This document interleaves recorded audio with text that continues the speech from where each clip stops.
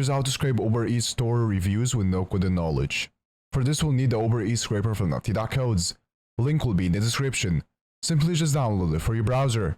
Next press show more. Then press store reviews. Now head to the settings. Then press on store data. In here you can find all data you scraped.